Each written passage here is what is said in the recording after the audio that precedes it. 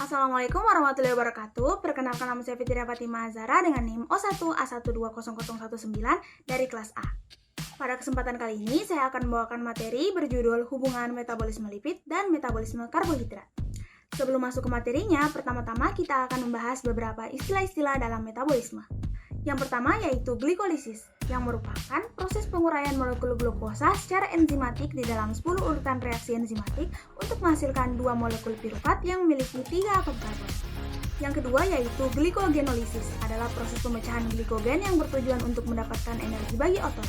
Dan yang ketiga yaitu glikogenesis, adalah sintesis glikogen dari glukosa. Proses ini terjadi di bagian hati dan otot. Metabolisme adalah proses sel mengekstrak energi dari lingkungannya dan mengonversi bahan makanan menjadi komponen sel melalui jaringan reaksi kimia yang terintegrasi sangat rapi. Katabolisme adalah proses penguraian senyawa kompleks dari senyawa-senyawa yang lebih sederhana, sedangkan anabolisme merupakan penyusunan senyawa kompleks dari senyawa yang lebih sederhana.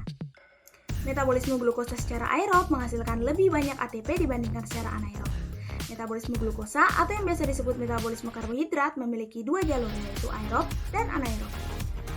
Pada metabolisme secara aerob dihasilkan total 8 ATP pada proses glikolisis, 6 ATP pada proses dekarboksilasi oksidatif, dan 28 ATP pada proses siklus Krebs.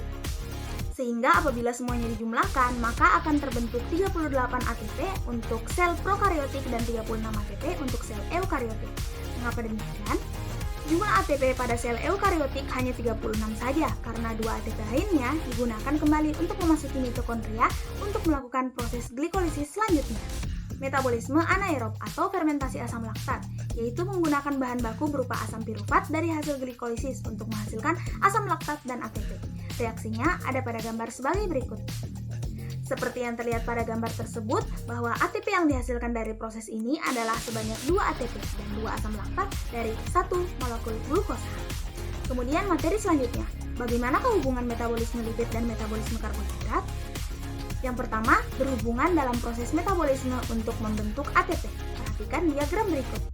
Berdasarkan diagram tersebut, dapat terlihat bahwa karbohidrat dipecah menjadi bentuk yang lebih sederhana, yaitu glukosa, sedangkan lemak dipecah menjadi 2 bentuk yang lebih sederhana, yaitu asam lemak dan gliserol.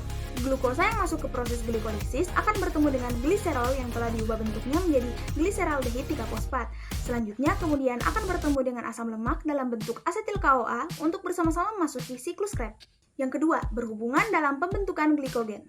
Bila sel, terutama sel hati dan otot, merasakan adanya saturasi glikogen, maka glukosa tambahan akan diubah menjadi lemak dalam sel hati dan sel lemak serta disimpan dalam jaringan adiposa.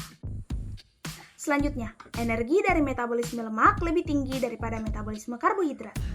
Beta oksidasi merupakan proses kimiawi yang mengubah lemak atau asam lemak menjadi ATP.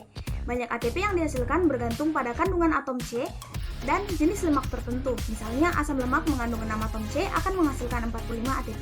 Asam palmitat memiliki 16 atom karbon akan menghasilkan 130 ATP. Sedangkan asam stearat yang mengandung 20 atom karbon akan menghasilkan 164 ATP. Yang terakhir, penyakit terkait gangguan metabolisme lipid.